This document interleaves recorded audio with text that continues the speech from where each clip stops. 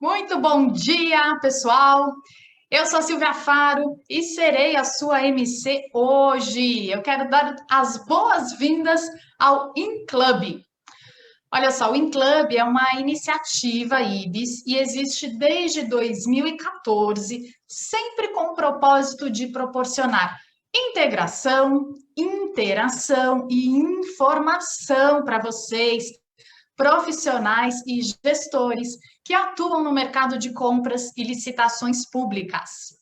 Esse aqui já é o nosso quarto encontro, tá? Esse aqui é o primeiro 100% virtual, onde reunimos os nossos sócios em torno de assuntos relevantes e atuais.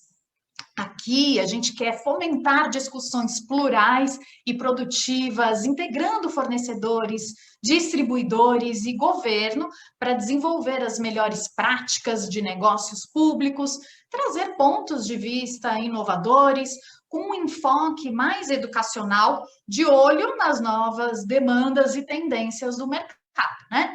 E o InClub é o ponto de encontro, um referencial para todos vocês. Bom, nesse nosso primeiro InClub Visões Singulares, vamos tratar de temas super quentes que se tornaram aí muito importantes nos dias atuais. Um deles é a gestão de supply chain em negócios públicos, tá? Então, vai ser muito bom passar essa manhã com vocês, vai ser uma super terça, muito especial, singular mesmo, viu? Teremos ótimas palestras, dança, arte, esperando por vocês. Muito bem, agora eu vou chamar a Daniela Trinhanes, que é sócia e diretora da IBS, responsável por produtos, novos negócios e pelas iniciativas de educação da empresa, onde está inserido o InClub. Dani, com você. Ô, Silvia, obrigada. Gente, muito bom dia. Eu espero que estejam todos bem aí desse lado da telinha. Uma pena a gente não poder estar se vendo agora, mas vamos lá, né? A gente tem que tocar a vida. A Silvia já me apresentou, mas eu sou Daniela Trinhanes, para quem não me conhece, eu sou sócia-diretora da IBS. E em nome do InClub, da IBS e de cada um de nós aqui envolvidos em recebê-los, eu dou novamente as nossas boas-vindas. É uma honra a gente ter aqui vocês conosco nessa super terça singular dos encontros InClub. A Silvia, a nossa mestre de cerimônias, ela já explicou um pouquinho para vocês sobre a razão de existir do InClub. Transmitir e espalhar informação e educação é muito importante para nós. Nós acreditamos que é fundamental para qualquer mudança consistente. Mas eu vou falar um pouquinho para vocês do porquê supply chain, acho que paira um pouco essa dúvida no ar, né? E o que tem a ver arte e dança nesse contexto, o que uma coisa tem a ver com a outra. Gente, eu poderia de verdade ficar falando aqui muitas horas sobre isso, porque tem muita coisa envolvida, né, nessa questão toda de dança, arte, tecnologia, governo, a gente pensou em muitas coisas aqui. Mas há muitas questões além da lógica, tem muita empatia. A gente tem muita empatia com esse mercado, com as pessoas que estão nele inseridas, com a experiência de todos nesse momento que a gente está vivendo, é um momento completamente atípico. E uma curiosidade, só uma observação aqui, a gente vai ter um palestrante nosso que vai falar sobre esse tema, a empatia, e como ele é importante também no mundo dos negócios. Fiquem ligados porque vai ser bastante bacana falar disso, tá? Mas eu só tenho 5 minutos, então a gente tem muita coisa para falar hoje, a gente tem uma agenda cheia. Foi também uma grande preocupação nossa nesse final de ano, com tudo muito tenso, muito intenso. Então, a gente quis dividir em 3 super terças esses nossos encontros. Vocês vão ter essas 3 super terças agora na sequência, né? Essa terça de hoje e as próximas 2 terças. É 1h30, 2 horas no máximo para a gente dedicar aqui a sair um pouquinho do nosso dia a dia e repensar essa cadeia juntos. É muito importante essa paradinha de tempo que a gente está dando aqui, até para refrescar tudo, né? Para a gente conseguir relaxar um pouquinho a cabeça. E já que eu não tenho esse tempo todo, eu vou fazer um resuminho para vocês do porquê disso tudo, né? Muita coisa a gente já viu de alteração nos últimos anos nesse mercado, né? Quem atua nele há mais tempo vai concordar comigo que a gente já teve grandes mudanças. A gente teve uma evolução de fato, né? Há um olhar diferente para o mercado público, com equipes mais profissionalizadas, com uma real visão de gestão operacional e estratégica da cadeia, mais holística, eu posso dizer até que está mais claro tudo agora. Muito dos achismos que nós tínhamos antes, hoje não tem mais lugar à mesa, graças a Deus. Ainda existe, mas a gente viu um grande passo à frente já. O governo, por seu lado, trabalha para garantir maior transparência, implantar governança, vide, né, além de outras ações, a aprovação da nova lei de licitações, um marco, um outro marco, o lançamento do PNCP, o Portal Nacional de Compras Públicas, a gente vai ouvir um pouquinho o Renato falando hoje, mas assim, gente, muito o que fazer. Com toda essa mudança e evolução que a gente viu acontecendo nos últimos anos, nós temos agora os players já melhor preparados, né, mais próximos do que deveria vir, consequentemente, a seguir, olhar a cadeia como um todo, né? Hoje nós temos um alicerce para falar de maior sincronismo na cadeia de abastecimento, mais sinergia. A gente tem como enxergar isso como uma atuação mais estratégica para garantir, de fato, o produto correto, chegando na qualidade requerida, no lugar certo, no tempo certo, para que nós possamos atender a população de forma adequada e sem prejudicar nenhum elo dessa cadeia. A gente tem uma cadeia extensa aí para conseguir chegar tudo na mão da população adequadamente. Nós podemos falar agora em colaboração. Isso é supply chain, gente. É algo já existente, já testado em outras cadeias, já com resultados. A gente não precisa, graças a Deus, inventar a roda. Por isso que a gente fez questão também de trazer o privado para falar aqui hoje com vocês. Vocês vão ouvir um pouquinho o Robson Munhoz falando. E assim como tudo na vida, a gente tem que construir uma base, fortalecer todos os envolvidos, tudo que está inserido nesse contexto, conectar, colaborar, incrementar e começar tudo outra vez. É uma bolinha, a gente tem muito trabalho pela frente, né? Começa tudo de novo sempre. Esse é um mesmo conceito, né? Vamos falar um pouquinho da conexão com a arte e com a dança? A gente acredita que tem o mesmo conceito, na arte e na dança, a gente tem o singular se transformando em contato com o todo, onde você tem cada elo performando bem o seu papel, e se cada elo dessa cadeia performa bem o seu papel, perfeitamente tudo conectado, a gente vai ter um show de resultados. É muito bacana ver isso acontecendo.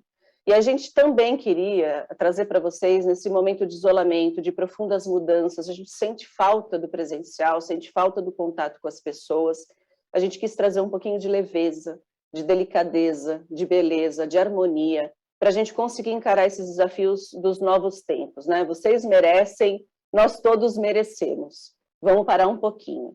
E espero que tenha ficado claro o propósito dos nossos encontros. Sejam muito bem-vindos, a casa é de vocês, curtam muito. Aqui, além da gente fazer o seu cérebro funcionar, a gente vai fazer o seu corpo balançar, as suas emoções experimentarem algo novo, diferente, a gente vai marcar a memória de vocês tenham certeza. Gente, a gente espera que vocês gostem, foi tudo feito com muito carinho de nós para vocês. Fiquem com a gente nessas 3 super terças, são 3. Eu tô enfatizando isso porque às vezes as pessoas estão com dúvidas, né, que a gente está falando só hoje. Não, a gente vai estar ainda na próxima terça, no dia 30, depois na outra terça, dia 7 de dezembro, e lá no final vocês vão entender, tem um pouquinho de paciência, como tudo se encaixa, se conecta. Um grande abraço para todos e para cada um de vocês, um ótimo encontro e até daqui a pouquinho.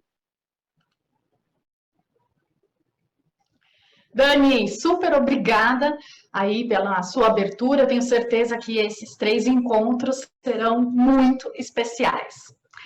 Agora você, responde para mim, vocês já estiveram em um evento, um encontro corporativo virtual com dança?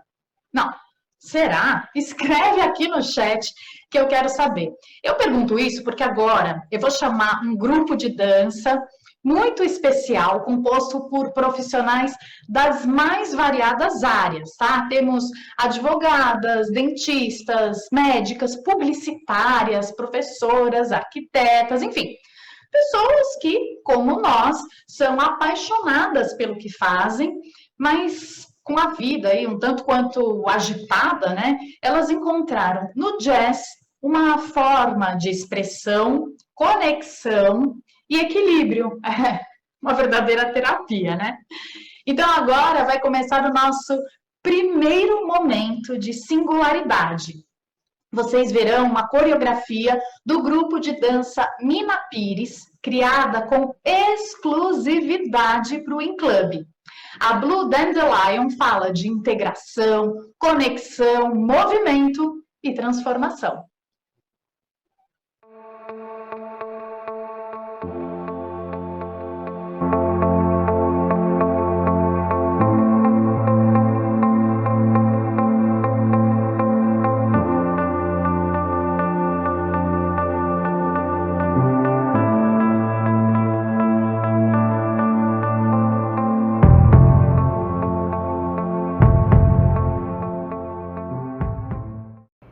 Eu sou a Mina Pires, sou professora de Educação Física, sou professora de dança, sou bailarina e adoro desafios. Como é que eu juntei nesse trabalho a dança com tecnologia, com ambiente de negócio? Eu acho que tudo estava muito casado, né? Eu acho que a ideia principal ali foi essa coisa da união, né? Das sementinhas, do dente de leão, que a gente deixa essa liberdade, é importante essa liberdade para poder ter essa conexão. E a dança é exatamente isso, né? Cada um trabalhando o seu, pro junto a gente ter o conjunto maravilhoso. Então eu acho que foi muito mais simples do que eu imaginei que fosse. É lógico que existe uma linguagem diferente que eu tentei entender, mas eu não fui nem por esse lado, porque eu acho que a dança, ela tá em tudo. Eu acho que a gente consegue levar a dança para todos os ambientes. Que bom, né?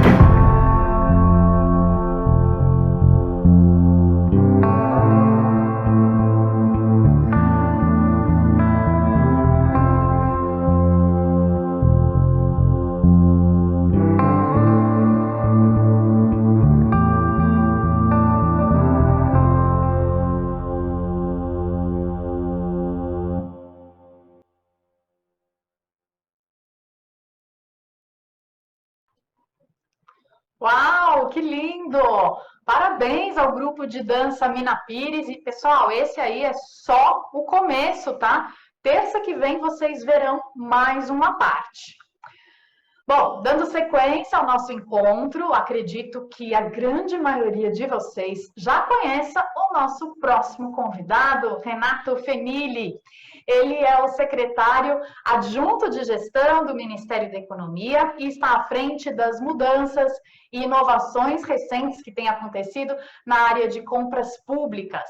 E ninguém melhor que o Renato para abrir essa super terça com a palestra Rumo à Excelência na Gestão de Supply Chain em Compras e Licitações Públicas. Agora, antes de passar a palavra aqui para o Fenili, eu quero que você aproveite ao máximo essa palestra. Então, faça as suas perguntas para ele, tá? Aproveite.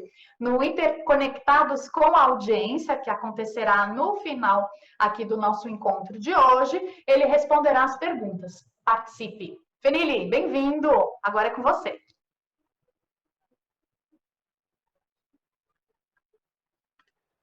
Obrigado, viu, Silvia? Queria agradecer a todos, né, todos presentes, mandar um abraço super especial à Daniela. Nos últimos dias eu tive a agenda muito complicada, aliás, é uma coisa normal para todos nós, né, ultimamente. Então eu quase não consegui responder, Daniela. Renato, mas você vai? Não sei o que, estou aqui. E é uma satisfação muito grande, né? Eu participei de um evento, né, aí do InClub, acho que já faz uns 2 anos, 2, 3 anos. Verdade. E, pô, eu virei fã da empresa, sinceramente, assim, falo isso aí sem nenhum conflito de interesses, nada, nada, nada. Eu virei fã da empresa e eu queria também registrar aqui no comecinho, né, um abraço para uma pessoa super especial que eu conheci, acho que eu conversei com ela por uns 10 minutos há 3 anos, que é a Gina. Então, se ela estiver nos acompanhando, tudo, eu converso com ela às vezes, tudo, né, assim, é uma pessoa super doce. Eu sou fã de carteirinha, viu, Gina? Então, espero que eu não desaponte aqui nessa fala. Bom, todo mundo que está nos acompanhando aqui, eu gosto de vir aqui, né, para eles, porque realmente é um público que talvez a gente fale menos do que deveria, né, que é um público aí do segundo setor, em especial. Obviamente, eu entendo, né, eu pedi mais ou menos para a Daniela, conversei muito rápido ontem, Daniela, qual que é o perfil do público e etc, né? Acho que isso aí é extremamente importante. E por mais que eu já tenha uma ideia de qual que é o perfil, o que eu posso dizer já de antemão? Que a temática de supply chain, que está sendo levantada, e sinceramente, até conversei ontem com a Daniela, assim, olha, faz um tempo que a gente não vê a temática sendo tratada com tanto profissionalismo, né? E talvez, está voltando aonde ela deveria estar quando a gente fala de negociação pública. E realmente a gente não vê, né? A gente não vê o debate de supply chain do lado do governo. Obviamente é uma prática que está muito inscrita no segundo setor, mas sendo bem sincero, até mesmo se a gente pega a depender do mercado, do nicho de mercado, os conceitos, né, e a lapidação de supply chain sempre foram e sempre são necessárias. Então, assim, é uma grata surpresa.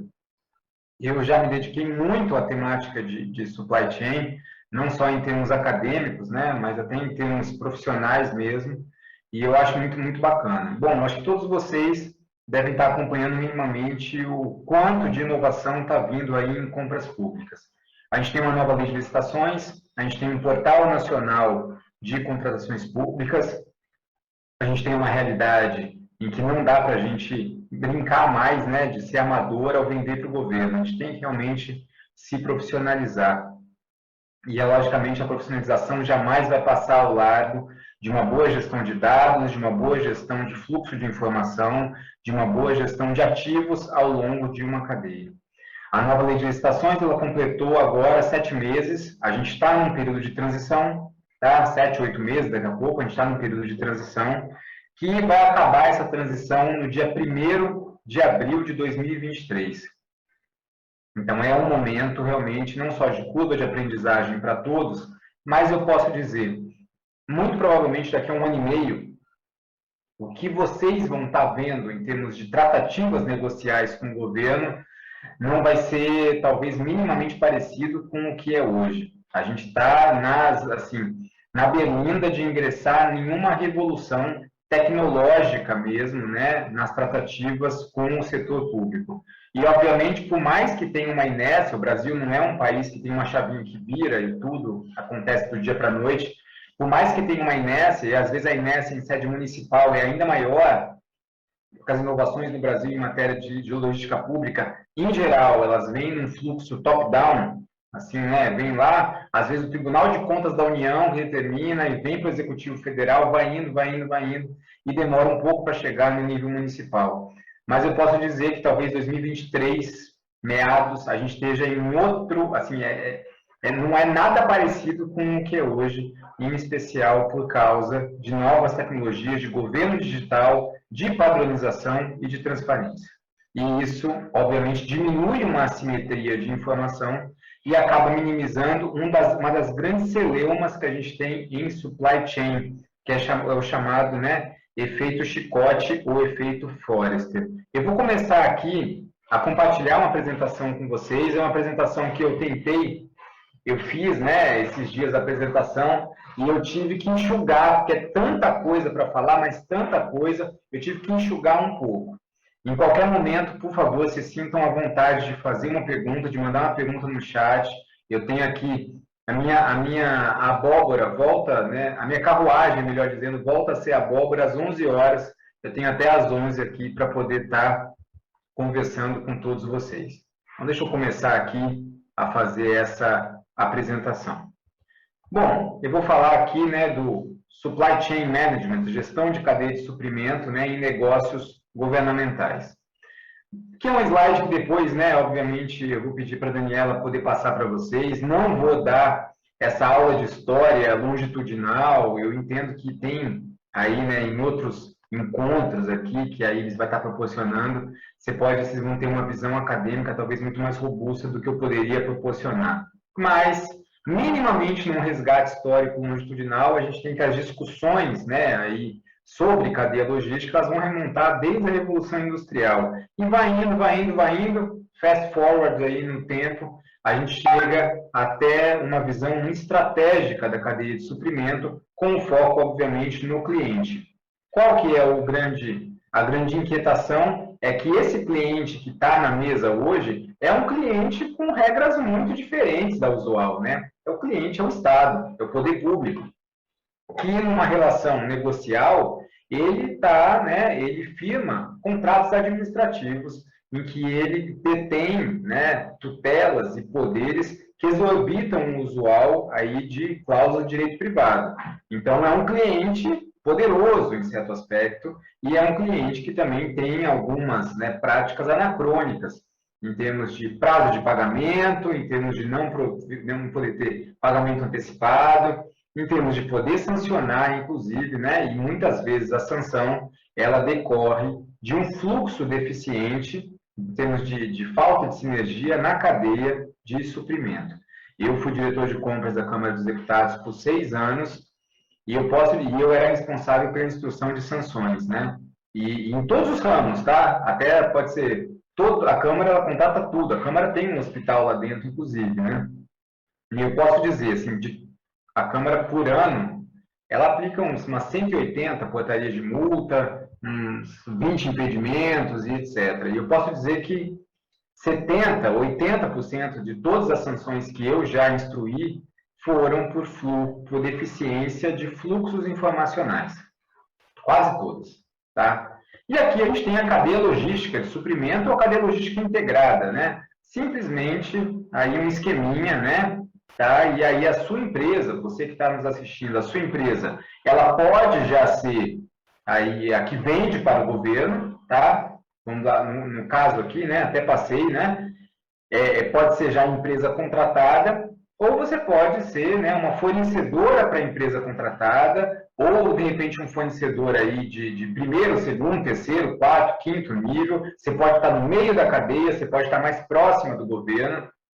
É óbvio que quando a gente fala de cadeia logística, muitas vezes vocês estão se imaginando como empresa contratada, mas às vezes não, né? A gente vai tocar aqui, a gente tem assim, hoje em dia, diversas, né, arquétipos estruturais possíveis. Você pode ser uma contratada, uma subcontratada, você pode ser uma intermediadora, às vezes, né? Você pode entrar numa situação em que você está agindo como uma quarteirizadora, até, né, fiscalizando aí, prestando apoio para a administração pública em termos de uma gestão de contrato. Então, tem as diversos arranjos. E vou voltar aqui, né, o que acontece ao longo da cadeia de suprimento. A gente tem fluxo de material, se for um fornecimento de bens, tá? Ou serviço associado a bens como acessório, fluxo de dinheiro. Obviamente, você tem aí, né, toda a interface transacional entre os elos da cadeia. e o fluxo informacional, que é o mais difícil. É o mais difícil. Então, a gente tem aí, ao longo das cadeias, em especial quem faz a integração, a gente tem, ao longo dos anos, e aí a gente tem talvez uma evolução muito grande na década de 90, que são os softwares que fazem essa integração da cadeia. Começa da integração lá só numa visão estrita de produção material, com os chamados, né, MRP, são Material Requirement Planning, os procedimentos de requisição de materiais, e vai indo, e a gente tem softwares bem mais robustos hoje em dia que fazem toda essa integração para mitigar aí a deficiência de fluxo informacional. E essa deficiência de fluxo informacional que dá o chamado efeito chicote ou efeito Forrester, né? Que essa imagem eu acho que é muito esclarecedora. Tá? Você tem uma situação em que você não sabe exatamente qual vai ser a demanda do seu cliente, no caso o Estado, no caso um órgão, uma entidade. Você não sabe, às vezes, quando vai ser, qual vai ser. Em especial, a gente pode dizer que isso aí é exacerbado um pouco quando a gente estiver falando de sistema de registro de preços, em que é só uma expectativa de compra, né, de contratação, mas não um direito de você ter o seu ativo contratado. E ao longo da cadeia, conforme você vai tendo essa deficiência do fluxo informacional de demanda, você pode ter aí uma variação abrupta de preparação dos elos mais distantes da cadeia, ou que vão maximizar seus estoques, ou seus potenciais de adimplemento, ou que não vão estar ok quando você precisar. E isso acontece muito, mas muito mesmo. Quantas vezes que foi demandado uma coisa de preços e fala assim, olha, o meu fornecedor, a empresa justifica, né, porque não pôde cumprir, atrasou, o meu fornecedor não tinha para entregar, aconteceu isso aí, obviamente, culmina num processo de apuração de responsabilidade e pode acarrear diretamente uma sanção. Só que sanção, na nova lei de licitações, ela é muito mais gravosa do que era antes. Não em termos de percentual de multa, não em termos de impedimento, nada disso. É porque agora, e eu não vejo ninguém falando nisso, a nova lei de licitações ela tem um sistema de rating das empresas. Então, se você, empresa, não performar direito, ao final do seu contrato, você vai ter uma nota, é uma nota mesmo, tá? Uma nota baixa, que nem o motorista do Uber, vai ter uma nota baixa. E isso vai acompanhar você ad eternum. E isso, inclusive, pode, né, te prejudicar numa licitação futura, em termos de qualificação técnica, ou até mesmo, né, da habilitação jurídica, porque você pode, a lei permite isso daí, que você, de repente, faça uma licitação próxima, assim, ó, só entra aqui quem tiver nota histórica, a média histórica, acima de 8. Então, o sistema de rating é a primeira vez que o Brasil está tentando colocar isso na prática e absorvendo uma das variáveis mais claras que a gente tem aí de logística no setor privado, mas que nunca teve no setor público, que é chamada de reputação. Então, você, empresa, né, que tem que ingressar numa cadeia logística, pense bem na escolha dos seus parceiros. Obviamente, a gente não está falando mais, eu acho que essa visão aí unidirecional de cadeia logística também é uma coisa que já merece uma releitura, né? Hoje a gente pode falar muito mais de uma rede logística e não de uma cadeia logística. Mas escolha muito bem, né, os seus parceiros, se eles são bastante adstritos aos níveis de serviço que você impõe, porque isso pode culminar, em especial se você for a contratada direto no governo, numa nota baixa, e isso acaba sendo quase que uma pena perpétua. A gente vai discutir um pouquinho sobre isso. Bom, eu vou colocar aqui, na verdade, eu tive que enxugar, são umas 16 inovações, não 20, tá? E tudo que eu vou colocar aqui acaba dando insights que eu acho que os próximos encontros, às terças-feiras, vão conseguir amalgamar, vão conseguir dar um arremate. Então, todos os pontos que eu vou tocar, eles têm uma influência e uma confluência grande em eventual gestão de cadeia de suprimento. A primeira delas é que o Brasil hoje, a gente pode dizer, em termos de mercado de compras públicas, ele é um mercado crescentemente digital. Tá? Essa daí é uma inovação muito significativa. Aqui, eu gosto muito desse slide, né? Ele é um slide que retratava a quantidade de municípios do Rio de Janeiro que faziam pregão eletrônico em 2019. Tá? E a quantidade é a fatia da pizza roxa, não é a azul. Tá? Você só tinha 8 municípios dos 92 do Rio de Janeiro que faziam pregão eletrônico em 2019. E o Rio de Janeiro, convenhamos, tem internet. Tá? Sim, já tinha internet em 2019. Então, isso daí era realmente uma prática, bom, vamos dizer assim, né? Talvez menos...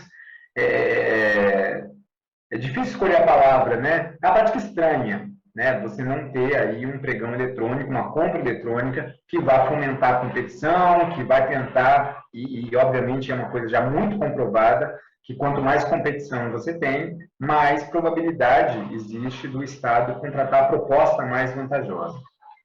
E, né, hoje, a gente tem isso aí, a gente teve uma inovação muito grande em 2019, que foi o novo decreto do pregão eletrônico, que eu escrevi, inclusive, e eu, enquanto, né, aí representante da SEGES, eu escrevi, e a gente usou uma intervenção, né, aí de enforcement federal, que é o município que receber dinheiro de convênio, contrato de repasse, quando for comprar alguma coisa comum, tem que usar pregão eletrônico, obrigatoriamente. A partir disso, a gente teve aí de 2019, novembro de 2019 para cá, 2 anos, a gente teve 1.800, mais de 1.800 municípios que aderiram à plataforma do Compras Gov.br, recentemente rebatizado, é o Comprasnet. Fora quem aderiu às outras, né? Então, a gente teve aqui, tem o painel de municípios, tem aqui o link embaixo, né, para vocês verem, mas a gente tem, inclusive, o percentual de municípios que são cadastrados na plataforma do Compras. E isso daqui, eu acho que serve até mesmo, né, como um dos referenciais de mercado aí para quem quer se dedicar a essa fatia tão expressiva do maior comprador no Brasil, que é o Estado. E aqui é um nível crescente. Hoje a gente tem ainda, né, já 2 anos depois do decreto do pregão, a gente ainda tem uma média de 50 municípios por mês, 50, 60, que estão entrando no Compras. Tá? Então, hoje o Brasil, a gente pode dizer que é um Brasil que faz compras digitais. Outra inovação enorme que teve, né, foi lançado no dia 9 de agosto, é o Portal Nacional de Contratações Públicas. E isso impacta muito grandemente, porque, no fundo, né, ele é aí um portal que vai, ainda está numa versão, aí, segunda versão, deve ter mais umas 10 para o ano que vem, tem que evoluir muito ainda, mas ele é um grande mercado de 12,5% do PIB do Brasil.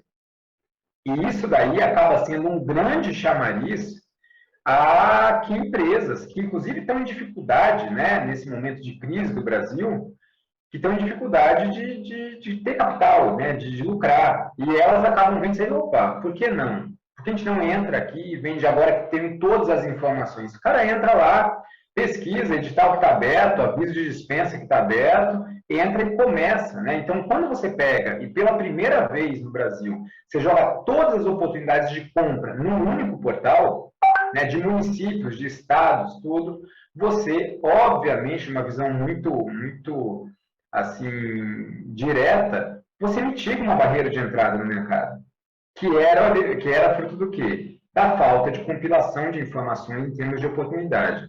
Então, isso enseja o quê? Que o mercado de compras governamentais vai se tornar mais competitivo nos próximos 3 anos. Tá? Isso aí não tenho dúvida nenhuma.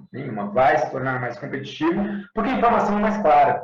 Né? E acaba sendo, de novo, aqui 12,5% do PIB num portal, pô, isso aí é muita coisa, né? Então, né, quem nesse momento já der um passo à frente e começar a rever suas estratégias, em especial, né, de você conseguir prover para o governo, como a Daniela falou, né, no tempo correto e etc., com menos custo, seja de distribuição, seja de qualquer tipo de gestão integrada, vai sair na frente, tá?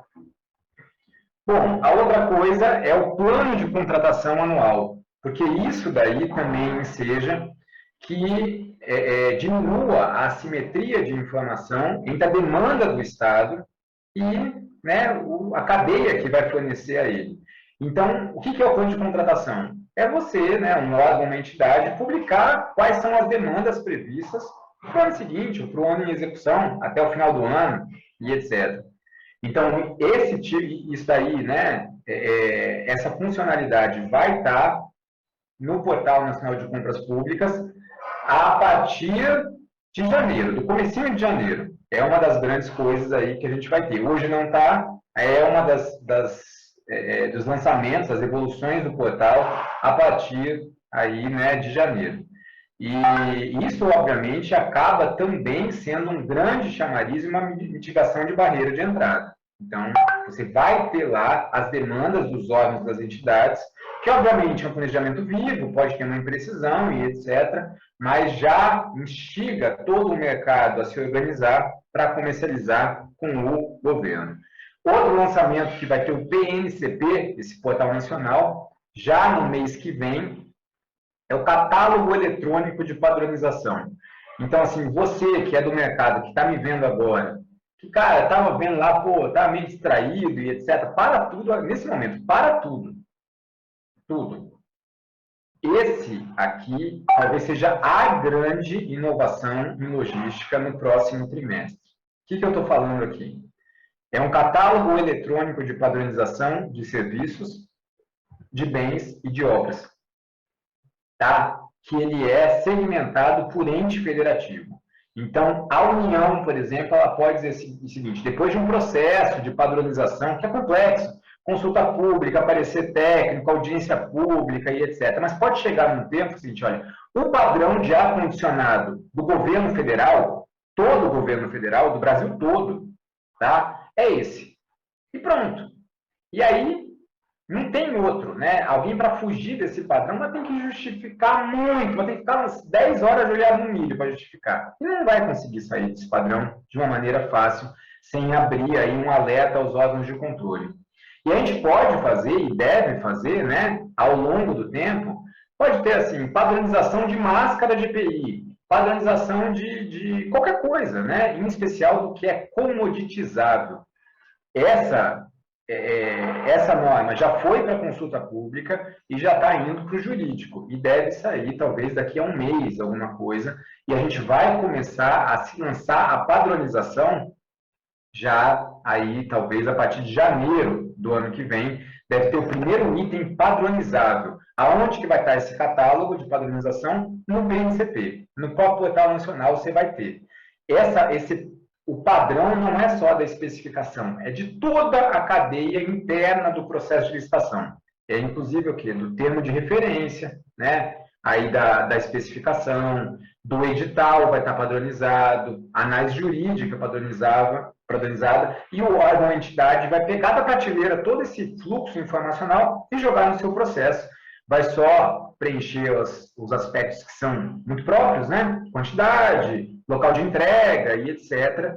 Mas isso vai ser uma coisa enorme, enorme. Inclusive, municípios e estados que forem executar dinheiro de convênio ou contrato de repasse, né? Quando vai essa transferência voluntária, a regra é da União. Então, eles vão ter que usar o catálogo da União. Então, isso vai, eu diria que talvez seja uma grande revolução em logística pública. E, obviamente, né, tem que estar muito antenado o mercado para suas cadeias de suprimento estarem aí convergindo para não dissonar, ter nenhuma dissonância do que está sendo padronizado e, inclusive, as cadeias de suprimento têm que entrar num processo dialógico com o governo na hora de padronizar. Para quê? Porque, no fundo, acaba sendo uma grande arena política e financeira no momento de fazer essa padronização. Outra variável, né? Aqui eu juro que eu estou indo mais didático e mais rápido possível que eu posso, tá? É a centralização de contas. Eu não sei ainda se isso está ficando claro, né, para o Brasil todo, mas vai começar a ficar. A nova lei de licitações, ela traz um paradigma muito forte aí, né, de padronização. Primeiro, né, que ela demanda que se instituam instrumentos para padronização, tudo bem, isso é quase principiológico, mas isso aqui eu entendo que é muito mais concreto. A lei exige que os entes federativos instituam centrais de compras. Isso aí é uma ordem. Então, cada estado, cada município tem que ter uma central de compras para para atender aí as demandas, né, compartilhadas, centralizadas e etc. E a lei vai além. Tá? A lei diz o seguinte, olha, município com até 10 mil habitantes, preferencialmente se juntem para fazer as compras colegiadas aí, né, mediante consórcios públicos. Então, isso é muito grande. Esse gráfico aqui, ele diz, né, o ASG é uma terminologia do Comprasnet para dizer as unidades de compra. Então, a gente proveu aí um enxugamento muito significativo nas unidades de compra do Brasil. Então, se em 2018 a gente tinha 10 mil unidades de compra, às vezes eram institutos federais, por exemplo, né, que cada faculdade era uma unidade de compra, a gente entrou numa política muito ferrenha de centralização, de enxugamento, para você ter aí maior racionalização dos custos processuais, de economia de escala e etc. Então, hoje, no Compras, né, que você tem aí 60% do país nele, você tem aí 1/4 das unidades de compra que tinham em 2018.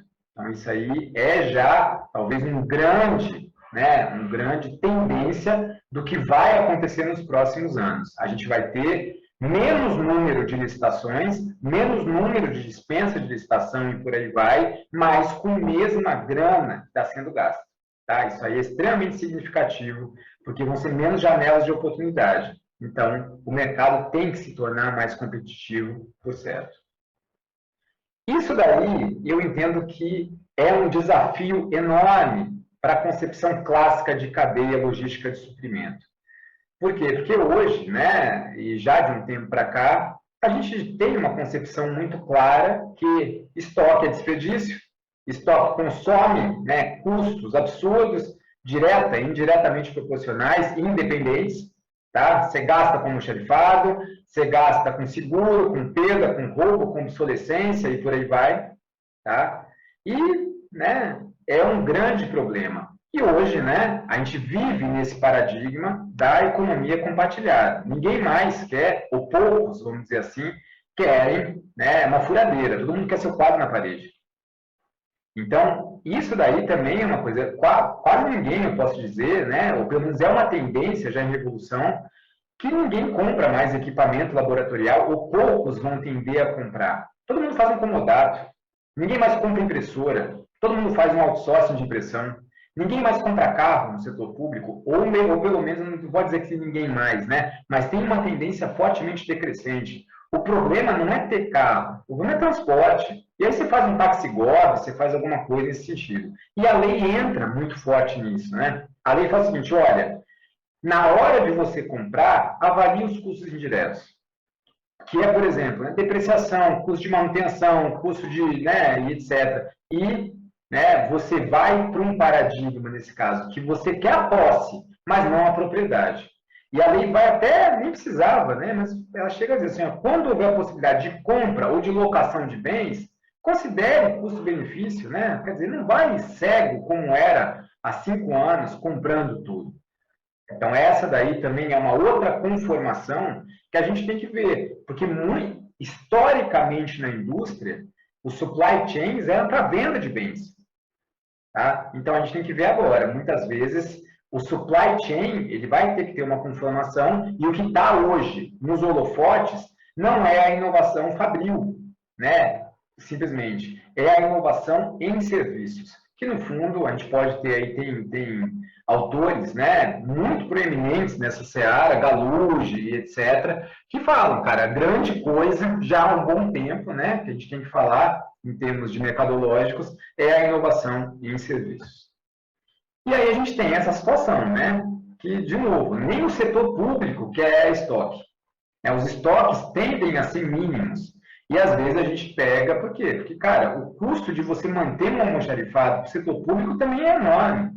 Então, a gente está numa situação aqui, né, de virtualização, e é uma coisa muito crescente, é um projeto da SEDES, né, do almoxarifado virtual nacional. Porque, no fundo, né, a empresa que ganha isso daí, ela nem vende como bem, né? Ela presta um serviço de outsourcing de fornecimento de equipamentos e de materiais auxiliares de escritório.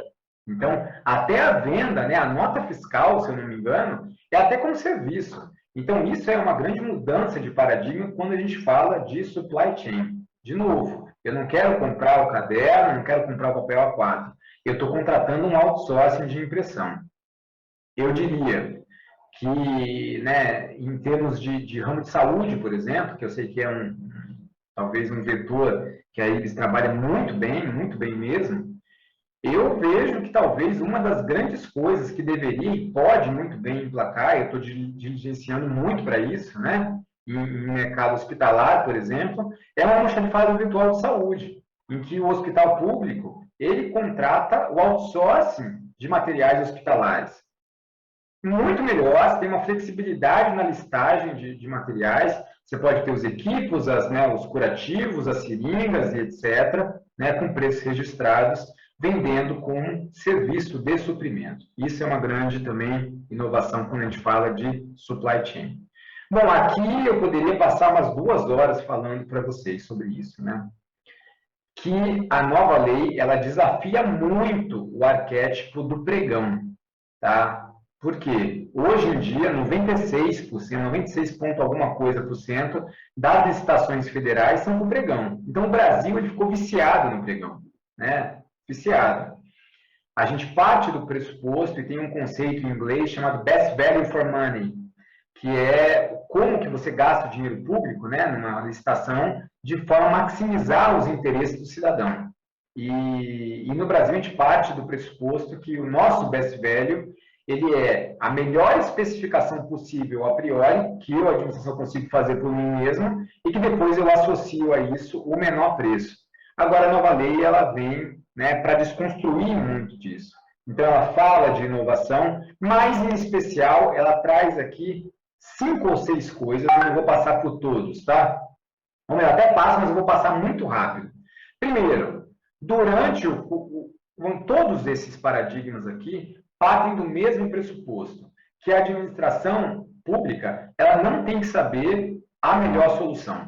Ela tem que saber o seu problema. E quem vai propor a melhor solução é o mercado. O mercado tem que propor a solução. Agora, para o mercado propor e bancar aquela solução, ele tem que ter uma capacidade de cumprir, de adimplemento muito significativa. Até mesmo para propor inovações para a administração. Então, primeiro aqui, né?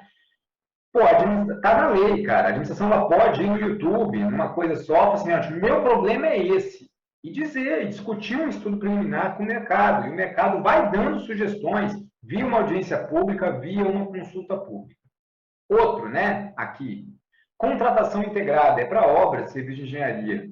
Pô, quem vai fazer o projeto básico da obra é o mercado. E ele pode jogar tecnologias, né, que a administração nem tinha conhecimento. Tá? Então, isso aqui vem. Diálogo competitivo, é uma modalidade nova aí da lei de licitações, que foi absorvida totalmente, quase Ctrl-C, Ctrl-V, do artigo 26 da Diretiva da União Europeia. Tá? Que, de novo, você faz uma shortlist no começo, uma pré-seleção dos licitantes, e aí vai discutir. Cara, eu tenho um problema. Aí eu discuto com a Silvia. Silvia, qual é a tua solução? Ah, é essa. Bacana. Aí eu passo para a Daniela. Qual é a tua solução? É essa. Ah, aí eu vou montando meu Frankenstein. Consegui ter uma solução, aí eu parto para a licitação com quem tinha participado da sessão prévia de diálogo. Então, isso também é totalmente subjetivo para a gente. PMI é quase a mesma coisa. Eu tenho um problema. Aí vem uma empresa, fala o seguinte, Renato, eu vou fazer um estudo para você, que eu vou chegar na solução. Bacana. Gostei da solução que você me apresentou, eu licito depois a solução para escalar. Quem ganhar a licitação, eventualmente, pode remunerar quem fez o estudo. Então, assim, eu não sei a minha solução. E aqui vem, né? Bem, eu vou dar um exemplo aqui muito claro do que a gente vai vivenciar no próximo ano. Porque essa daqui foi uma norma que eu devo estar redigindo aí nos próximos dias para botar para consulta pública, que é o maior retorno econômico. Um dos grandes problemas da administração pública do Brasil é custeio. Os órgãos e entidades estão assolados com despesas correntes, de custeio mesmo. Aí o que acontece? O que é esse maior retorno econômico?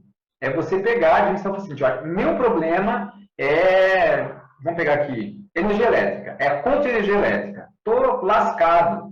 Tá, aí eu pego o meu edital já não traz a solução, ele traz o que eu quero resolver. Aí eu digo, olha, eu gasto tanto por mês, conta a história triste, tenho tantos equipamentos, a estrutura é tal, abro meu prédio aí para vistoria, para visita e etc.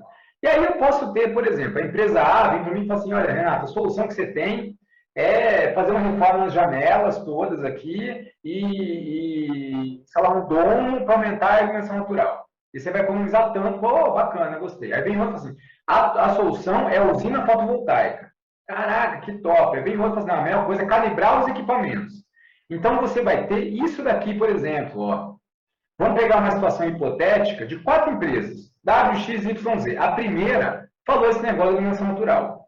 E ela falou para mim, Renato, com isso você vai economizar R$60 mil por ano. Mas eu quero 30% disso. É o que eu quero. Então, ela vai ficar 18 mil para ela. Qual que é o retorno econômico, o ganho do Estado? É a economia dele, 60 pau, menos 18 mil que ele vai pagar para a empresa. Então, ele vai ter um retorno econômico de 42 mil. Quem ganhou nesse caso é a X. Tá? Ela vai instalar os painéis fotovoltaicos, que a emissão não paga nada por isso. Ele, logicamente, vai pagar amortizando isso aí, né, ao longo da remuneração da empresa, pelo tempo. E ela quis 40 mil, 40% disso para ela. Mesmo pagando mais para a empresa, o retorno econômico do Estado seria 120 mil. Qual que é a grande vantagem disso daí? Se a empresa ela não, né, atingir o nível de serviço dela, não atingir a economia, isso é descontado da remuneração dela. Se ela passar dessa economia, ela vai ganhar mais, porque é 40% em cima do economizado, por exemplo. Então, você tem um estímulo perene da empresa a performar bem. O risco para o Estado é quase zero. E aí, veja o paradigma. O paradigma não é do Estado já fazendo um edital para painel fotovoltaico. É ele fazendo um edital para diminuir a conta de energia elétrica. Isso, com toda a certeza, vai pegar e vai impactar as cadeias de suprimento. Novos arranjos estruturais, eu vou tentar acelerar um pouquinho aqui, né? Hoje eu já comentei um pouquinho, a gente tem subcontratação na lei é totalmente, na nova lei, né? Pode fazer sem problema, não tem nenhuma vedação, não precisa ser nada de percentual do objeto, nada pode fazer. Quarteirização também já comentei aqui, tá?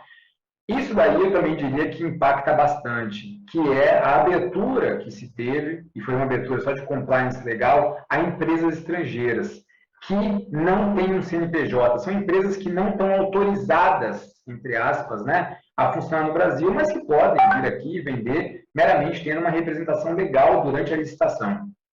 Isso vem a crescer, tá? Os sistemas de compra nossos devem ser traduzidos para inglês, para espanhol e etc. Então, a concepção de supply chain, ela também tem que ser adaptada à internacionalização. Tá? Porque, obviamente, você pode ter uma empresa estrangeira que ganhou a licitação, mas vai se valer aí de empresas, de elos nacionais, elos brasileiros, para venda, né? Para ter aí todo o suprimento logístico. Tá? Isso aí tende realmente a crescer. Hoje a gente tem 212 empresas que estão cadastradas no Comprasnet, no Compras.gov.br. Várias delas já entraram na licitação e já ganharam. Tá? Execução concomitante de serviço. Tá? Trouxe aqui, é uma inovação da lei, artigo 49, que fala o seguinte, olha, se tiver uma justificativa expressa, a administração pública pode contratar mais de uma empresa para o mesmo serviço, quando essa múltipla execução for conveniente para a administração. Isso também é uma inovação, não sei se vai pegar tanto, né? Posso dar vários exemplos aqui para vocês. Você pode pensar assim, a monetização de um campus universitário. E você pega mais de uma empresa, porque é tão grande aquele negócio, né? Você pode ter mais de uma empresa fazendo. Mas isso envolve, né? Em especial, quando a gente tem 2 ou 3 cadeias de suprimento, supply chains, né? Que de repente elas podem ter aí elos incomuns, você vai ter que começar a pensar na exclusividade ou não dos seus elos para ter uma vantagem competitiva sustentável. O novo registro de preços é outro ponto aqui para a gente tocar, porque ele vai ser realmente uma dos carros-chefes aí da inovação da nova lei. Tá? Para vocês que já trabalham aí com registro de preços, eu pego 3 pontinhos, tem vários mais, vários na mesma dimensão de impacto. 3 pontinhos. Agora a ata, ela nasce com 1 ano no mínimo, mas é prorrogável por mais de 1 ano. Tá? Então você vai ter 2 anos de vigência de ata. E o valor da ata pode ser atualizado, sim. Você pode ter uma revisão de preços para mais, sem problema nenhum. Tá? Então toda, né, não vou entrar muito no aspecto do direito, mas toda né, a teoria de contrato aplicável à revisão, reequilíbrio de preços, também passa a ser aplicável à ata de registro de preço, coisa que até então era pacífico na jurisprudência, que revisão a maior de registro de preço não poderia, e agora pode ter. E a outra coisa é que a gente, né, previu aí na lei de licitações a possibilidade de você dispensa a inexigibilidade para registro de preços em compras compartilhadas, coisa que com certeza impacta muito o mercado de saúde, em especial se a gente pega, né, o mercado de radimagem, Siemens e por aí vai, que você tem muita contratação em hospital público do país, de suprimento, manutenção em ecógrafo, tomógrafo e etc., é por inexigibilidade. Então, a gente pode ter, sim, uma IBSER, por exemplo, ou algum pool de hospitais públicos que vão todos se juntar e fazer um grande registro de preço por inexigibilidade para manutenção no setor de radioimagem. Haja impacto, né, quando a gente fala aqui em cadeia de suprimento. Mais 4 coisinhas, juro, viu, Silvia? Eu estou acabando aqui, tá?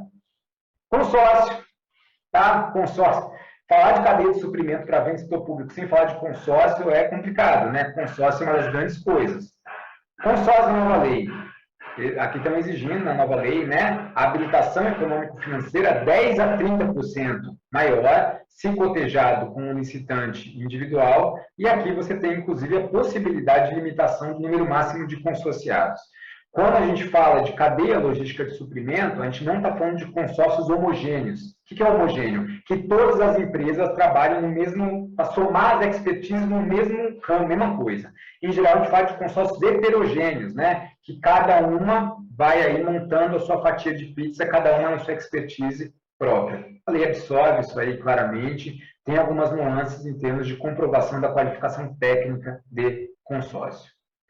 Chegando ao fim aqui da minha fala, né, eu acho que é o seguinte, a gente acabou ficando viciado em contratação pública, né? Quando a gente fala negócios públicos, cara, a contratação talvez seja a vertente mais expressiva, mas não a única, tá? Hoje a gente tem, muito claramente, permutas com o setor privado, tá? E doações também. E doações com encargo. Aqui está uma página, né, do sistema de cadastramento de fornecedores, que algumas, né, talvez grande parte das empresas que estamos assistindo agora já tem esse CAF.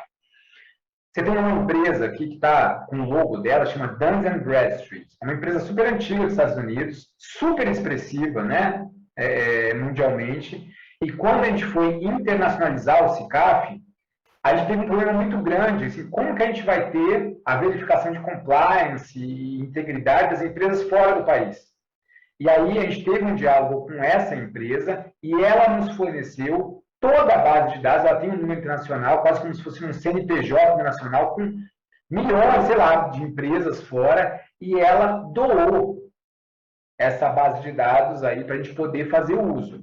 Só que foi uma doação com encargo. E essa é uma coisa que eu acho que é muito grande. Por quê? Porque para ela, cara, tinha uma visão estratégica por trás, era o primeiro país da América Latina que ia se valer dessa base de dados, ela queria lastrar isso aí para a Argentina, Uruguai, etc. Ela ganha também, né, com isso, de ter mais empresas conhecendo esse DUNS Number. E qual foi? Isso é uma doação com encargo. A empresa doa, mas ela coloca uma obrigação acessória. Qual foi a obrigação que ela quis? Olha, tem que ter meu logotipo na página do CICAF e eu quero uma reunião com a Apex, né, que é quem faz aí o comércio, né, uma agência de fomento ao comércio exterior. E pronto, aí.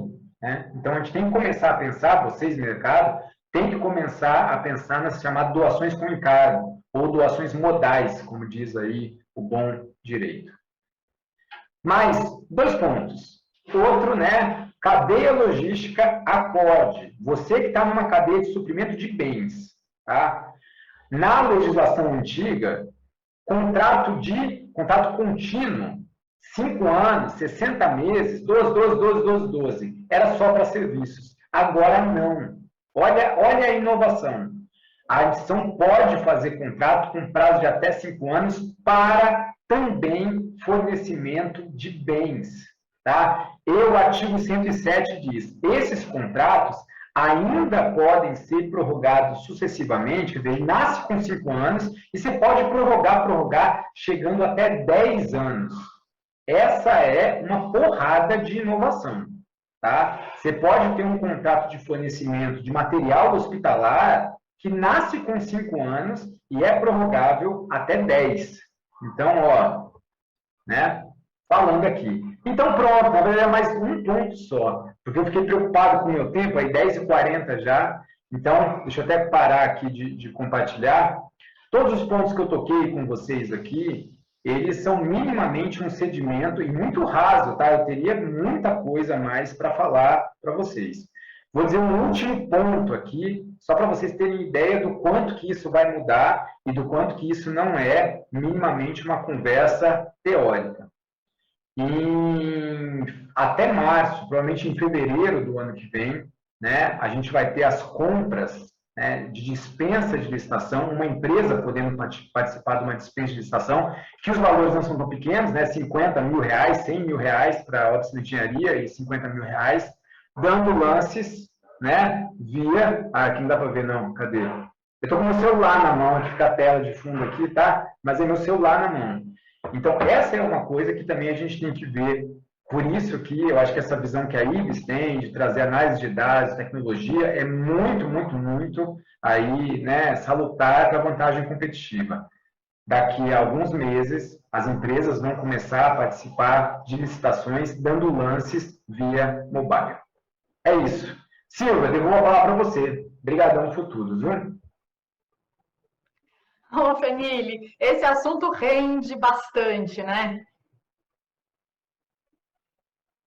Olha, que bom que a gente vai ter mais um momento aqui com você, porque teremos aí um momento interconectados com a audiência, onde te faremos as perguntas aqui que recebemos da nossa audiência. Então, logo mais eu te chamo de volta, tá? Então, até já. Por enquanto, obrigada e até já. Pessoal, e agora uma outra participação aqui especial dessa manhã. Trouxemos para vocês a visão inédita de um expert em estratégia de negócios e também fera em negociações, que é o Robson Munhoz. O Robson é CCSO, Chief Customer Success Officer da Neogrid, uma empresa pioneira e líder no desenvolvimento de soluções automáticas para gestão de supply chain. Vale muito a pena ouvir o que o Robson tem a nos dizer, viu? A visão do nosso palestrante, ela é bem holística e inovadora, porque integra a cadeia toda, né? De ponta a ponta. Ele vai trazer insights estratégicos bem interessantes sobre esse momento delicado para muitos segmentos, né? E como as empresas estão reestruturando as suas cadeias com base no conceito de colaboração. Então, com vocês, Robson Munhoz. Olá, eu sou Robson Munhoz e estou como Chief Customer Success Officer na Neogrid. E estarei com vocês no InClub, o que para mim é uma honra e um privilégio. Eu vou contar para vocês um pouco sobre processos colaborativos da cadeia de suprimentos, onde temos ajudado milhares de empresas no Brasil e no mundo a gerarem resultados consistentes através da integração automática da cadeia de suprimentos. Vimos que durante a pandemia, nunca os ativos de supply foram tão desafiados. Nós, da Neogrid, fazemos com que empresas respondam no ritmo do consumo. Ajudamos empresas no mundo a melhorarem seu caixa, reduzindo necessidade de capital de giro. E fazemos com que o produto esteja no lugar, na hora e na quantidade certa, sem faltas nem excessos. Te espero no InClub. Muito obrigado. Olá, eu sou Robson Munhoz, sou Chief Customer Success Officer da Neogrid e eu vim falar sobre vantagens de trabalhar de forma colaborativa. É um prazer estar com vocês aqui no InClub e eu espero que vocês gostem deste material.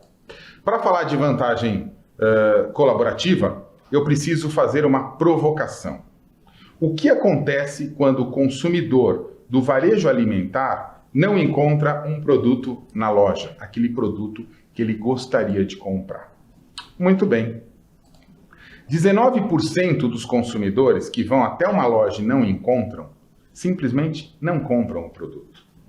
Vão embora. 32% dos consumidores compram outro produto de marca diferente. 21% passam a comprar em outra loja, saem daquele estabelecimento e vão procurar o produto que desejam em outro lugar. 11% compram outra apresentação. Eu queria uma margarina ou um shampoo de determinado tamanho, eu acabo comprando menor ou maior, e 17% até compram o produto de mesma marca, mas outra fragrância, outro sabor, uma margarina que tinha com sal passa a comprar sem sal e assim por diante. Então vocês percebem que o prejuízo ele passa a acontecer quando o consumidor não encontra o produto que deseja. Isso faz com que varejos e indústrias percam dinheiro. Se a gente for dividir isso, a gente vai perceber que o prejuízo é sempre compartilhado entre a indústria e o varejo. 51% desse prejuízo vai para a indústria, que é a soma dos 19% que não compram com os 32% que compram outro produto de marca diferente. Então veja, a indústria investiu em marketing, criação de produto, mas como o produto não chegou até a gôndola, o consumidor não encontrou e o consumidor pode até ter comprado outro produto e gostado. Então, a sua indústria, que investiu milhões em fidelidade, acabou de perder o cliente. E do outro lado, 40%, a perda vai para o varejo, porque 21% dos consumidores compram em outra loja, abandonam o seu estabelecimento. E 19% simplesmente não compram, viram as costas e vão embora. Puxa, vejam que a perda, então, ela começa a se tornar algo grave e bastante significativo.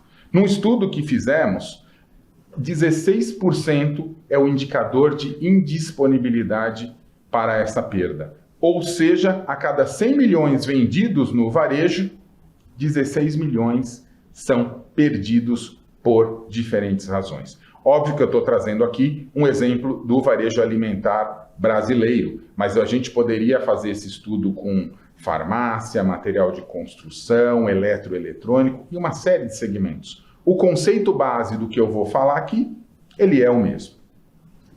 Vou trazer aqui então, como vocês podem ver, a ruptura. O que é a ruptura?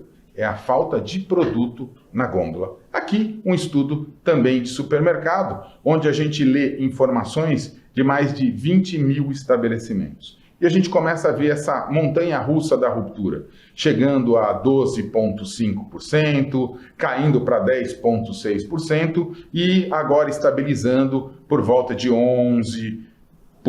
Isso quer dizer que cada 100 itens que eu vou comprar num estabelecimento, num supermercado, 11 deles eu não encontrarei. Acontecerá o que eu apresentei no slide anterior. É muito alto. É muito alto esse índice, num Brasil que já foi ou já teve como índice abaixo de 8%, chegando a 5%. Isso é causado por diversos fatores. Pela falta de matéria-prima, vocês acompanham o que está acontecendo com a China, isso acontece porque a indústria não conseguiu produzir tudo o que precisava, isso acontece porque o pedido não chegou na hora, isso acontece porque o pedido que chegou não é suficiente para venda ou para demanda que está aquecida ou de uma determinada oferta. Isso acontece principalmente porque não há processo colaborativo. Indústrias e varejos se viram de costas um para o outro. Cada um olha para o seu umbigo, pensando no que fazer lá na empresa onde trabalha. Esse é o principal causador dessa tamanha ruptura que vocês estão vendo aí. Outros efeitos que são causados, né? O repositor, por exemplo, ele não faz o trabalho dele. Porque muitas vezes o pedido não foi atendido, o produto acabou não chegando na loja. Ou muitas vezes o pedido não foi entregue no prazo. Então, faltou produto na gôndola. Ou o volume comprado não foi suficiente, ou aquele aplicativo daquela farmácia ou daquele supermercado que executou a venda não conversa com o sistema de retaguarda da loja. Então, não dá para reservar o estoque daquele consumidor que comprou no aplicativo e quer ir retirar na loja. A promoção que foi feita pelo estabelecimento não foi combinada com a indústria. Então, o varejo está vendendo, ativando demanda e a indústria não sabe. Então ela não consegue responder ou repor o produto que precisava ser reposto. O vendedor ou o propagandista acaba não visitando mais a loja. Isso causa um efeito indesejado. O varejista começa a ter uma percepção que aquele distribuidor ou aquele fornecedor, aquela indústria, não se interessa mais por aquele ponto de venda. Isso vai diminuindo a confiança e vai fazendo com que cada vez mais as duas pontas virem-se de costas uma para as outras. Em cima de tudo isso, a gente também tem que falar de pandemia e dos fatos que ocorreram, como, por exemplo, nos anos de 2020 e agora 2021, a tecnologia se mostrou muito mais essencial em todas as frentes, seja trabalho, educação e diversão. A gente começou a ver que 2021 começa a ser o ano de provar as tecnologias, ou seja, as tecnologias que eram adotadas de forma lenta e gradual começam a ganhar velocidade e começam a nos dar a percepção que vieram para ficar. E o consumidor? O consumidor, ele muda os seus comportamentos como nunca antes na história da humanidade e passa então a fazer compras, estudar, trabalhar e se divertir em casa. Então, isso muda completamente o seu comportamento. Isso causa um desafio imenso em varejistas, né? Que antes estudavam e aplicavam mudanças momentâneas e agora eles estão desafiados a aplicar mudanças que vieram para ficar para sempre. Uma dessas mudanças é o e-grocery, que é a compra de abastecimento, a compra de alimentos para preparo através da internet. Então agora eu começo a comprar arroz, feijão, coisas que até algum supermercado disponibilizam há muitos anos, mas o consumidor não usava como usa agora. Só em 2020 houve um crescimento de mais de 47% na compra do e-grocery, que é o alimentar através da internet. Isso, obviamente, também vem acompanhado de novas tecnologias, como formas novas de pagamento, o Pix brasileiro que foi lançado, as wallets que promovem, a segurança, porque a pessoa agora, com medo durante a pandemia de ir ao supermercado, ela passa a comprar da casa dela, num ambiente que ela acredita ser mais seguro, e passa a não usar até mais plástico para compra, ela passa a fazer um pagamento eletrônico. Tá? E aí a gente começa a ver tendências que se confirmaram, como o e-commerce para supermercados. Vocês puderam perceber, certamente foram impactados, quem está nos assistindo aqui. Muitos de vocês passaram a comprar supermercado por um aplicativo. E as entregas começaram a ser cada vez menores. E você podia comprar e receber em casa, ou comprar e passar na loja para retirar, o que o mercado chama de click and collect. Você compra aqui, mas retira no estabelecimento. Isso trouxe também o que a gente chama de frictionless, ou seja, sem frição. Eu compro na hora que eu quiser, eu compro de madrugada, eu compro a quantidade que eu quero, eu pesquiso o preço, eu não tenho mais frição. Eu não preciso pegar um carrinho de supermercado, eu não preciso pegar meu carro para ir até o supermercado. O supermercado passa a me entregar. Ou eu posso até ir ao supermercado, mas eu não vou andar nas gôndolas. A mercadoria já está separada e pode ser até colocada por um funcionário da loja no meu porta-mala, no porta-mala do meu carro.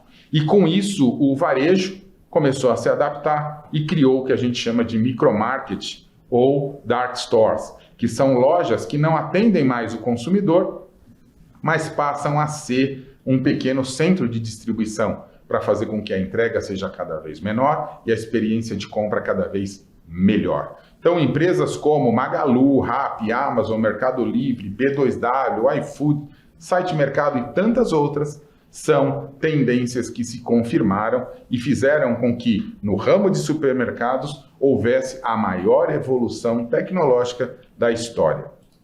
Isso também traz um comportamento do consumidor à tona, que é o consumidor ficou em casa, trabalhou de casa, comprou de casa, recebeu em casa, cozinhou em casa, se divertiu em casa. Quantos de nós não assistimos lives pela internet ou pela TV como momento de entretenimento, Então, resistências tecnológicas estão sendo superadas. Imagina que eu vou assistir um show sertanejo na tela da minha TV. Eu quero ir lá no estádio. Não tem mais estádio, não tem teatro, então o consumidor passou a se adaptar a essa nova realidade e isso impactou muito o consumo e principalmente a cadeia de abastecimento. Foram muitos anos tentando levar o consumidor para a loja e agora nós temos que levar a loja até o consumidor. E muitas empresas têm feito bastante coisas criativas. Um exemplo disso é o Direct to Consumer, que é um caminho sem volta para a indústria, onde a indústria passa a vender para o consumidor de forma direta e usando plataformas como essas que estão colocadas aí. Então, a indústria pode vender para o consumidor através do Mercado Livre, ou através do Carrefour, ou através do Pão de Açúcar. Então, você muitas vezes vai comprar agora no Carrefour e percebe que aquele produto ele é vendido e entregue por um terceiro, e não pelo Carrefour. Então, esse modelo chamado Marketplace, ele também traz uma conveniência bastante grande e as gôndolas agora passam a ser elásticas, né? Porque o Carrefour pode aumentar significativamente o número de itens que ele vende. Então, está aí o Mercado Livre, que cresceu absurdamente durante a pandemia e trouxe também bastante conveniência. Então, o Direct to Consumer é uma realidade. Aqui um exemplo do Supermercado Now, onde o consumidor pode comprar produtos da Nestlé, diretamente da Nestlé, através do Supermercado Now. Então, com pedido mínimo de R$ 59,90, você pode comprar produtos Nestlé, retirar na loja ou o Supermercado Now entrega na sua casa. Puxa, mas não estou comprando de um varejista? Você está comprando ou tem a sensação que está comprando direto da Nestlé através de uma plataforma eletrônica. A tecnologia também desafiou a fidelização, né? Quando eu tenho uma pandemia e as pessoas estão inseguras, elas começam a procurar lugares para comprar mais seguros. E eu gosto aqui do exemplo da Fresh Ripple. A Fresh Ripple é uma empresa do Alibaba que opera na Ásia, com restaurante e lojas de conveniência com artigos de supermercado e que também tem um e-commerce com produtos básicos. Você pode comprar no aplicativo, retirar na loja ou eles entregam na sua casa. Eles vendem de café da manhã até almoço, normalmente em estações bastante movimentadas do metrô, e vocês podem ver aqui os consumidores escolhendo no painel acima das cabeças ali o produto que quer consumir ou quer levar, seja para consumo ali mesmo, ou seja para casa ou para o escritório. Então eles fazem o pedido no smartphone. Essa loja não tem contato, ela é um acrílico onde o consumidor vê a produção do alimento, ele paga através do wallet do telefone celular dele e depois ele retira num locker ao lado sem nenhum contato. Sem nenhum contato e sem nenhuma frição. Sem nenhum contato para pedir, sem nenhum contato para pagar. E se você quiser comprar ali e receber dali alguns minutos, não quiser esperar, a Fresh Ripple entrega para você no seu escritório ou na sua casa. A outra coisa que a tecnologia proporcionou é a jornada phygital, e tá certo, não é digital, é phygital, que é o físico com o digital, onde o consumidor ele pesquisa informação do produto na internet, fecha a compra online e vai na loja física retirar a compra. Casos como Magazine Luiza e Centauro operam muito bem esse modelo.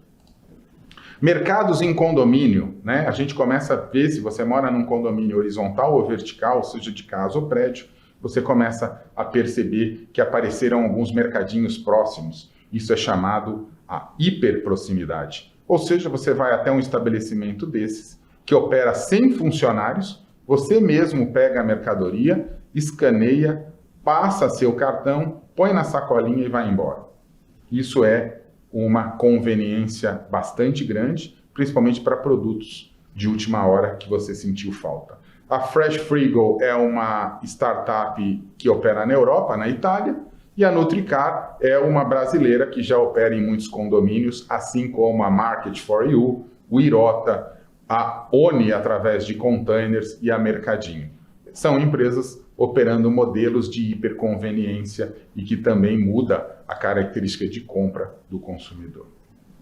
72% dos brasileiros compraram via app na pandemia, segundo a Ebanks, numa pesquisa de 2020. Ou seja, nós estamos dizendo que tem mais brasileiros que compraram no app do que efetivamente em lojas físicas. Ou seja, a pandemia trouxe e revelou uma nova forma de comprar para muitos dos brasileiros. E quando a gente sai e fala de distribuição logística em grandes redes, como elas resolveram a questão do delivery e da compra agora com o consumidor com medo de sair de casa? Eles fizeram com que a loja também fosse ali um CD, um CD de proximidade. Então, eu gosto do caso do Whole Foods e do Walmart Neighborhood, que colocam placas nas suas lojas, né, na porta, dizendo, olha, compra online que eu entrego em menos de 2 horas. Isso faz com que eles não percam o cliente, você passa a ser bem atendido e você não precisa necessariamente ir até uma loja. Então, essas lojas ou empresas começam a fazer o que a gente chama de micro-fulfillment centers, ou seja, colocam o centro de abastecimento, colocam o CD e o estoque mais próximos do ponto de consumo, mais próximos dos consumidores, trazendo rapidez na separação, garantindo a entrega em alguns minutos e até mesmo reduzindo bastante custo nessa operação. Outro modo de entregar curioso aqui, eu gosto muito desse case, é do Zona Sul mais rápido, né? O Zona Sul, uma grande rede importante no Rio de Janeiro, testou em novembro de 2020, numa parceria entre a Ambev e a startup MyView, a entrega por drone. Muitos de vocês viram o vídeo, né? Se quiserem e tiverem curiosidade, cliquem ali, Zona Sul mais rápido, coloquem aí no seu buscador e vocês verão o videozinho de um cliente comprando cerveja e a cerveja chegando gelada lá na casa dele no Rio de Janeiro. É bem curioso. Se você mora num apartamento, num prédio que não tem portaria ou porteiro e quer comprar um produto e não sabe onde vai entregar e não vai para o escritório, você pode direcionar até um locker do Correio, um locker da Americanas.com. Se você estiver fora do Brasil, no Amazon Locker, né, ou no case da Panvel ali, são pontos distribuídos pelas cidades onde você pode direcionar o seu produto e, passando naquele trajeto, retirá-lo. O que tudo isso mostra? Mostra que sem colaboração entre o varejo e a indústria, nós temos rompimento, nós temos perdas, nós temos o não atendimento ao consumidor. Hoje, como as empresas operam? Elas operam num modelo tradicional de baixa confiança, escondendo os seus dados, ou muitas vezes provocando divergência de informações, provocando diagnósticos parciais, e aí nenhuma das duas pontas consegue se entender. E quando nenhuma das duas pontas se entendem, o que acontece? Falta produto na ponta e ocorre aquilo que eu falei no início desse nosso vídeo, que é o consumidor não encontrar o produto que deveria estar lá. Isso acontece porque indústria e varejo estão virados de costa e o que a gente traz e o que a gente tem promovido e provocado e dado resultado é um modelo colaborativo.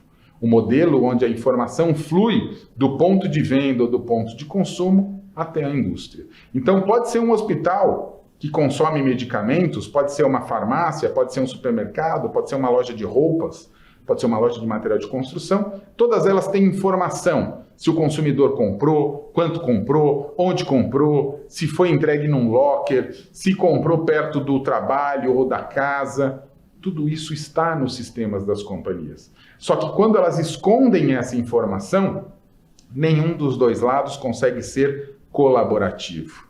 Quando eu tenho a informação fluindo através da cadeia de abastecimento, eu que sou um produtor, uma indústria, uma fábrica, consigo melhorar a minha previsibilidade, a minha demanda, consigo produzir certo, consigo produzir para atender consumidor, paciente. Eu consigo, então, através da forma colaborativa, moderna, atender efetivamente quem precisa do produto, fazendo com que o produto esteja no local certo, na hora certa e na quantidade adequada. Isso tudo só é possível através da colaboração, e essa colaboração tem que ser construída. E a base dela é a informação, a gestão de dados, onde através dos dados são desenhados uma única verdade, ou seja, o consumidor comprou ou não comprou, aquele produto está parado ou não está. Com isso é feito um plano de ação entre os 2 elos ou os 3 elos da cadeia, quando a gente tem o distribuidor no meio, e essa gestão de abastecimento passa a ser compartilhada, atendendo um alinhamento estratégico. Aí nós podemos falar de Joint Business Plan, nós podemos falar de Just in Time, nós podemos falar de mercadorias seguindo para o destino correto, coisa que não acontece quando os dois viram de costas um para o outro. E isso só é possível quando a gente, então, aplica a inteligência artificial a esses dados, trabalho que a gente vem executando há mais de 20 anos, promovendo resultados significativos, fazendo com que o consumidor encontre, então, o produto que precisa. E aí eu venho com uma pergunta. A sua empresa trabalha de forma colaborativa, seja a sua empresa do segmento governo, ou atende governo, seja da iniciativa privada, seja ela um supermercado, seja ela uma farmácia, vocês trocam informações entre vocês para melhorar o processo colaborativo? Se não fazem, deveriam fazer, porque só assim nós estaremos prontos para responder no ritmo do consumo e ganhar esse mundo de oportunidades, onde o consumidor vai encontrar o produto desejado na hora e no local que ele quiser, sem excessos, sem faltas, fazendo com que o varejo também tenha um capital de giro saudável, adequado, porque excesso de estoque sem giro não é saudável para ninguém, nem para a indústria e nem para o varejo. Espero que você tenha gostado desse vídeo. Os meus contatos estão na tela, basta você escanear esse QR Code e você chega até o meu LinkedIn e eu ficarei imensamente honrado com a sua pergunta, a sua dúvida e o que você precisar, estou à disposição. Muito obrigado pela oportunidade, um ótimo evento a todos. Até a próxima. Oi, Renato. Tudo jóia? Tudo jóia? A gente está voltando aqui só porque atrasou um pouquinho e a gente sabe que você tem um compromisso na sequência, então eu queria agradecer a sua participação, sempre extremamente rica. Eu estou olhando para o lado aqui, olhando para você e estou deixando de olhar para a câmera. Mas muito obrigada de novo pela sua participação aqui, é sempre um prazer muito grande, espero que todos tenham conseguido ouvir a sua palestra inteira, a gente vai gravar, a gente vai colocar à disposição depois. Mas, de novo, obrigada. As perguntas para o Renato a gente vai coletar, depois ele responde para a gente, e agora eu vou deixar com o Renato para ele poder se despedir de todos. Bom, queria só agradecer, né? Obviamente, eu fico sempre na expectativa. Esse mundo virtual, a gente perde um pouco, né, do contato com o público. Então, a gente fica sempre dizendo, pô, será que gostaram? Será que eu atendi? Acaba sendo um ponto de interrogação para mim, né?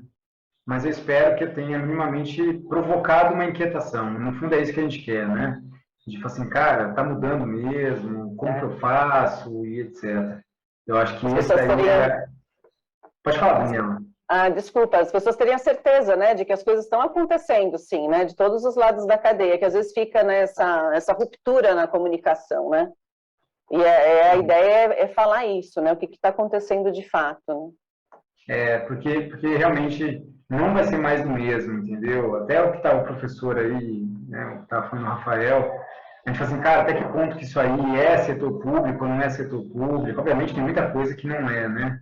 Mas eu acho que eu deixei claro de coisas muito concretas, né, que estão acontecendo e que já aconteceram, inclusive. Então, só queria agradecer, dar parabéns mais uma vez aí para a Iris, na figura da Daniela, dizer que, poxa, eu acho que esse tipo de iniciativa tinha que se propagar muito no Brasil, muito mesmo, né? Porque você, agora falando diretamente para você, viu, Daniel, você com a tua equipe, vocês estão preparando um mercado melhor para contratar com o setor público. E eu, da minha parte de setor público, cara, é a coisa que a gente mais quer. A gente quer pegar uma empresa que ganhe uma licitação, que ganhe um contrato, cara, que saiba, assim, que tem um nível de profissionalização enorme, entendeu? que saiba as regras, que saiba com quem está lidando, que saiba as obrigações, que saiba os direitos.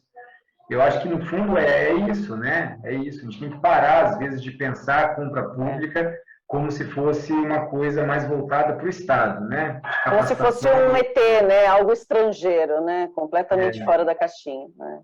E é isso, né? A gente tem que voltar a discutir contratações públicas como se fosse uma coisa simples, que vocês entendem bem, que é logística, e talvez menos uma matéria de um direito autocentrado. Eu acho que, no fundo, é isso. E vocês fazem isso com maestria. Então, parabéns mais uma vez. E um abraço para a Gina, né?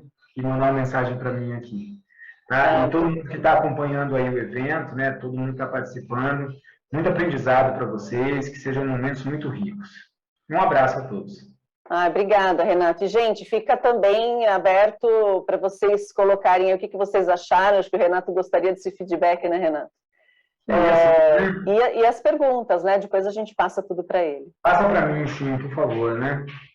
Com certeza, vou dar um feedback. Tá bom? Obrigadão, Renato. Renato, boa sorte lá nas outras atividades. Um abração. Tá joia. Tchau, tchau. Tchau, tchau. Renato, mais uma vez, muito obrigada pela sua participação, pela sua contribuição. Um bom dia para você. E eu quero também agradecer aqui o conteúdo do Robson. Pessoal, vocês mandaram perguntas para o Robson? Olha, podem mandar, viu? Depois a gente encaminha para ele e ele vai responder lá no grupo do WhatsApp. Ou seja, se você não faz parte do grupo do WhatsApp ainda, aproveita para entrar, tá bom? Muito bem, agora teremos mais um momento de singularidade dessa manhã, dessa vez com arte, um grafite incrível que foi criado, inspirado no tema desse encontro, que é integração, conexão e energia entre as pessoas. A artista Clara Leaf, ela é bem jovem, mas já é reconhecida no circuito de street art. Então, vamos ver agora a Blue Nexions, que a Clara criou para vocês, sócios do InClub, e que estão aqui com a gente hoje. Manda ver, Clara.